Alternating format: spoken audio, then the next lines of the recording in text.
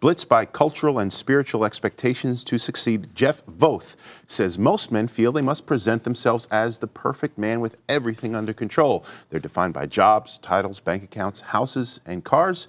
Jeff says men need a refuge, a place of safety, and a place of escape. And that's kind of good news and why he's here today as the founder and president of Cavetime. Good to have you, sir. Yeah, thank you. Yeah, Cavetime. I like the sound of it. Doesn't it sound, man? And I apologize. It's Voth, not Voth. Yes, Voth. that's okay. We got that taken care of. Yes. So tell us a little bit about Cavetime. And I know you're a pastor in Oklahoma as well, currently still? Yes, I am. Okay. And that's the name of the men's ministry. So you deal a lot with men's issues. So tell us a little bit about Cavetime. What does that mean? Does that mean kicking back in a recliner with a billiard table and a beverage at arm's length? Hey, no, that's good. That's ancillary. That's kind of adds to the whole Cavetime effect. If your wife lets you have a cave in the house. If your wife lets you have. No, you got to give me some time here to develop the philosophy. He's a real man.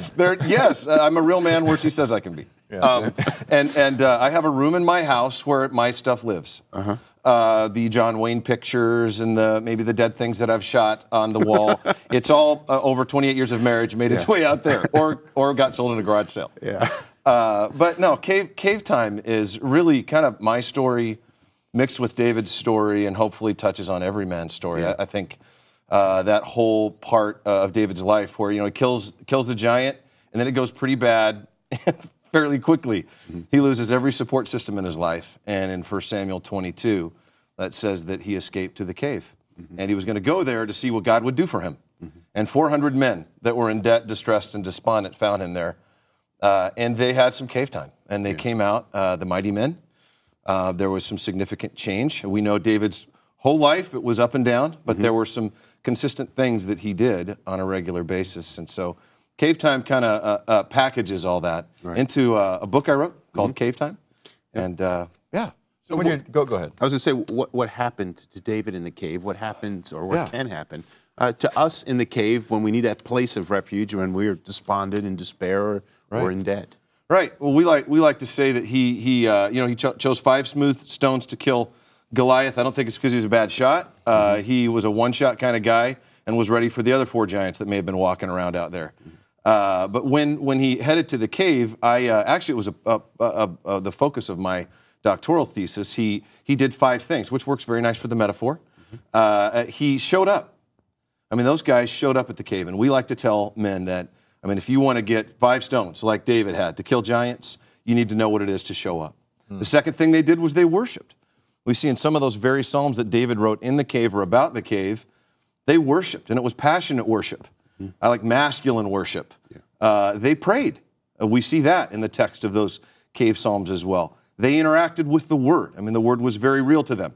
When you're being chased by someone who could take your life from you very quickly and very painfully, you worship and you pray and you interact in a fresh new way. And then the 5th stone was that they gathered with a band of brothers who helped them do life. And so those are the 5 stones of Cavetime. And we like to talk about practicing those stones and coming out and killing the giants in your life. So I think a lot of times when we think of, most times, maybe we think man cave, we think, football, beer or whatever. Like what you described sounds more like a church service. So I hope not. Well, not every church service. Not every church service. No, you know what? It looks different, just as different as the spectrum of men are. Not everybody is like you, not everybody's like Stefan, not everybody's like me. But within the context of your own masculinity, God wants you to have a place to escape, have a place to interact with other men of God and come out. And as you guys were talking earlier about the horrific things that happen in our country, I think it's time that some men stand and be what God's called them to be and protect the kids and not objectify women and do something about it as opposed to being part of the problem. Now, this discipline, this concept of Cavetime, you've kind of been in this for about 20 years or so. What have you seen happen to your life and maybe the lives of some of the other band of brothers that have been involved in this?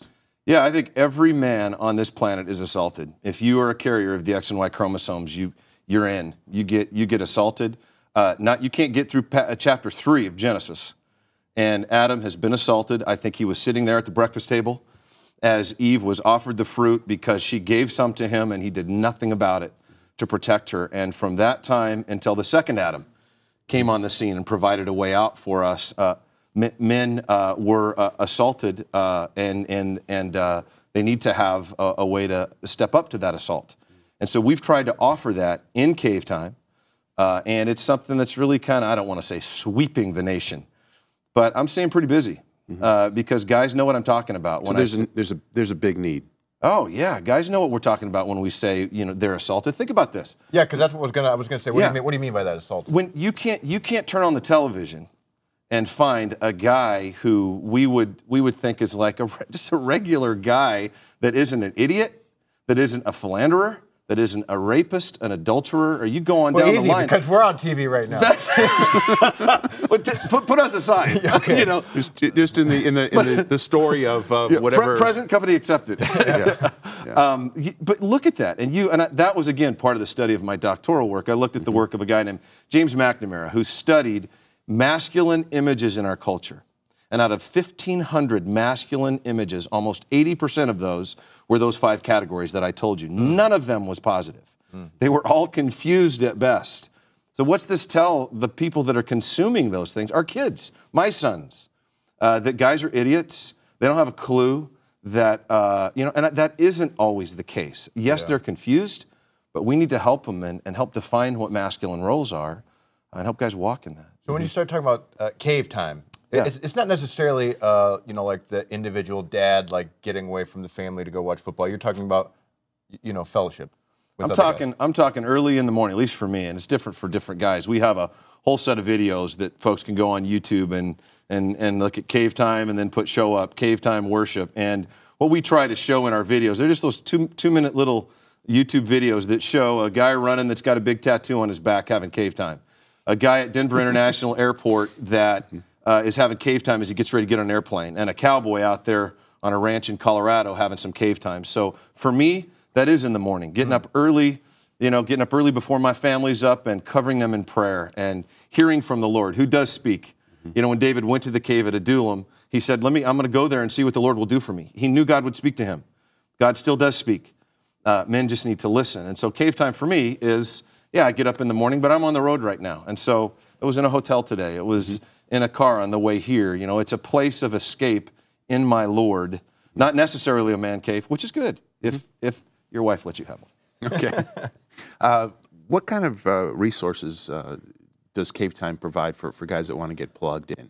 Yeah. We have our book, which is Cavetime, God's Plan for Man's Escape from Life's Assaults. You can get it on our website at cavetime.org or Amazon.com. We had our first book signing at Sam's Club, and it's at 200 family Christian stores across the country, so they can get that. I would recommend that.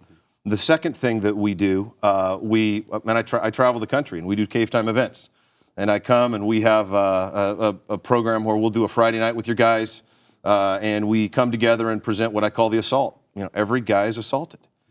And then the next day, through our videos, we kind of walk them through in what we call fire teams, because we really like to talk about kindling a fire in the hearts of men all over the country. We break guys into small groups and have fire teams, and through video and interaction, we like to show them how to have some Cavetime. And it's happening. We're getting testimonies. I'm getting texted and emailed and called every day that guys are latching onto this, because it is not necessarily a template. It's not a men's ministry program. It is really kind of a grassroots kindling of a fire in the hearts of men. How do you help guys get plugged into community? Because we live in a culture that kind of glamorizes, the suburban lifestyle. You go home, your garage door closes, that's it. You're dead to the world.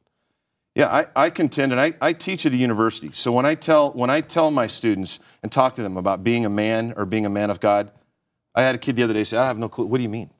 What do you mean? Most of them don't have dad in the home. So we have to step in and show them what it is to be a man. And I find that men across the board are wanting somebody to help them know what it is to be a man. They weren't fathered. And they were, odds are that they didn't have someone show them this is what a healthy dad is. This is what a guy who understands his roles is about. And I find that guys are very open to that.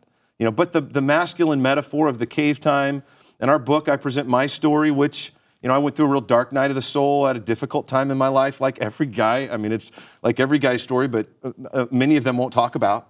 And so I kind of talk about it through some humor. At least I think it's funny.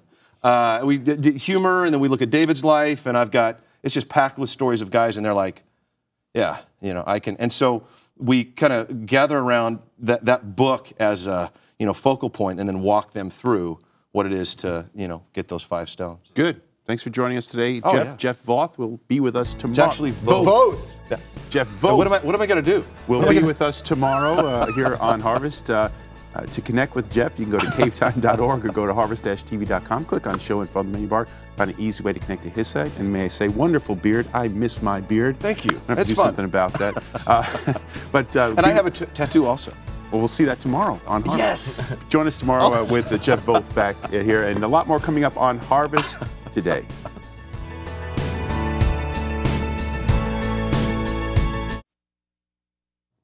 Jeff Voth, the founder and president of Cavetime, is with us again today. We enjoyed his company yesterday, so we're glad he's back. But Jeff holds a doctorate in leadership and spiritual formation from Denver University, also his Master of Divinity's degree from ORU, where he currently is a professor of humanities as well as an active pastor in the Tulsa, Oklahoma area. Good to have you with us, sir. Good to be here. And want to kind of continue this, the thought of Cavetime, just set us up real quickly for those that might have missed yesterday. What is Cavetime? Yeah, Cavetime is actually the title of a book I wrote that you're holding in your hand that speaks about my journey as a man.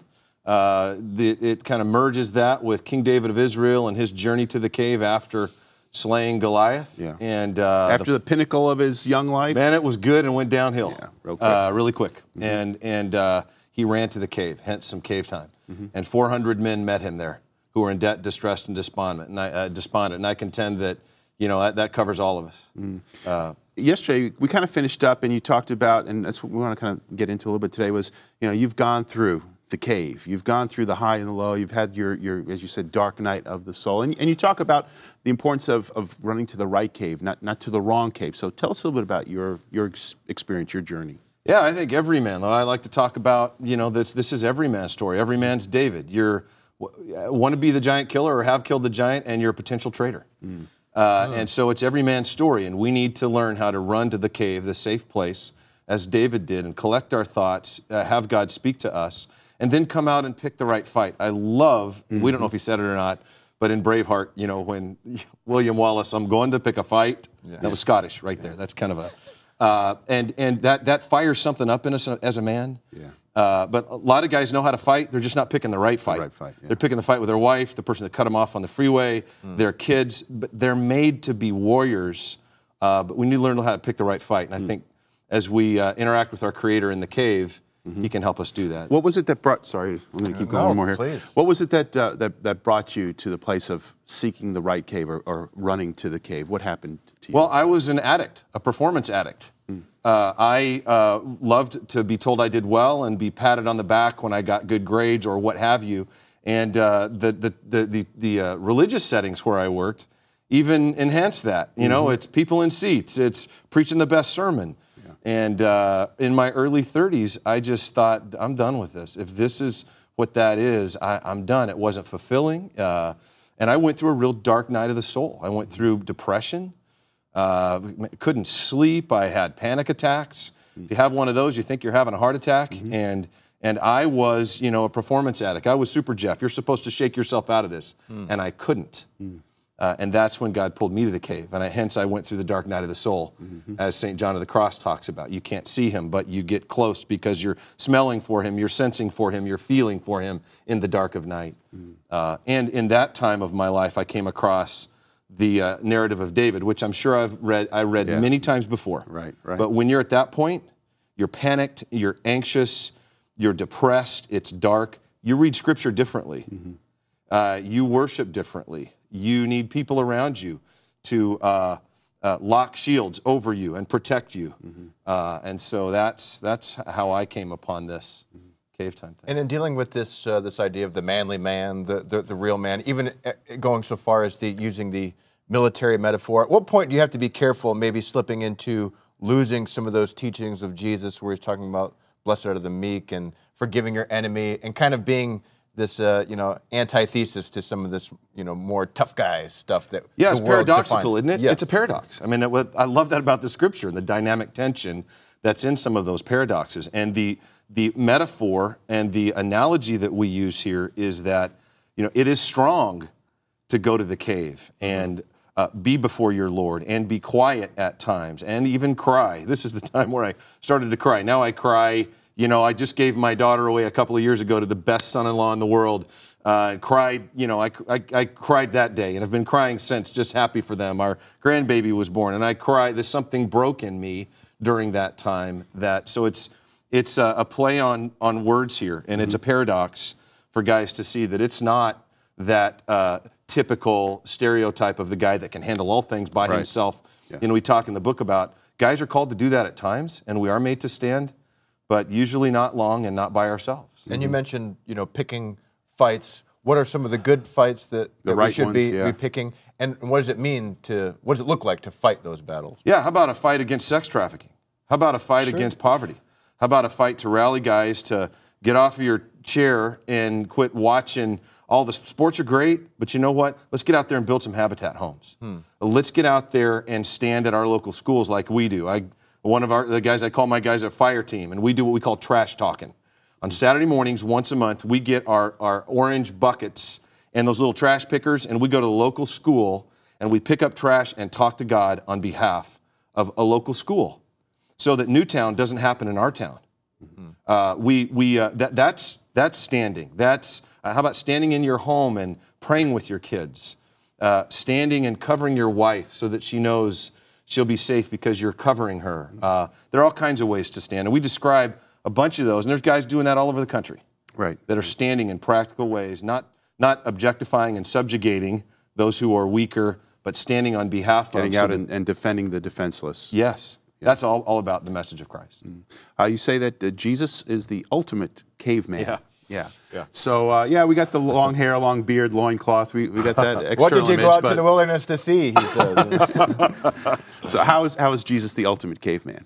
You know what I love about Jesus? When Jesus has been beaten within an inch of his life, and Pilate is talking to him about truth. And he can't figure Jesus out, and they have a little interaction about what is truth, and I think that's steely, and I'm reading into it maybe a little bit here, but I'm a writer, so go with me there. Jesus looks at him when Pilate talks about, don't you know about the power that I have and what I could do? And I think Jesus, as men do, looked at him and thought, if you only knew what you were messing with. Or the Jesus that clears the temple because poor people were being ripped off. Or the Jesus that gets taken to the edge of a cliff and they're going to throw him off and he's like, no, you're not going to kill me today. And he walks back through them. I love that. To me, that's manly. Yeah. That's not, he could have beat them up. But he didn't. I'm like, I could follow a guy like that. So what advice would you have to a guy who they're not feeling particularly steely, to kind of get the ball rolling? They need to get my book and go to the cave. On, you got a better one than that. No, come on. You sort it high and outside. You got to go to the cave. I mean, get with your Maker. He still does speak. He talks to men. He wants to. We're just too. Our lives are too. There's too much prattle.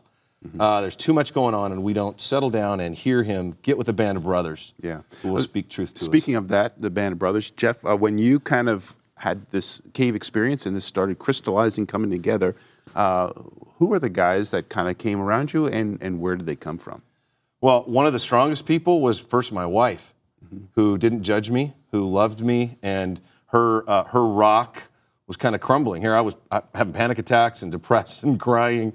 And so my wife, Lori, was a rock and stronger than many guys I've ever seen. Then there were, and I talk about Did she comfort you or kick you in the pants or a little bit of both? There? Yes. Yeah. Yeah, she comforted me, loved on me. And I remember, Steph, and I would get up some mornings, and she had written scriptures on little prayer cards.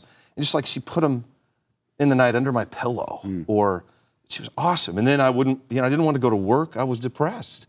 And she would kind of get me in my truck and point me, call me when you get there, drive that. She just encouraged me. She didn't totally know what to do, but she spoke life to me. She covered me. And then I talk in the book about I had 3 or 4 guys that came around me that were going through the same stuff. And I contend that guys go through this, but many of them won't break down and say, man, I need some help.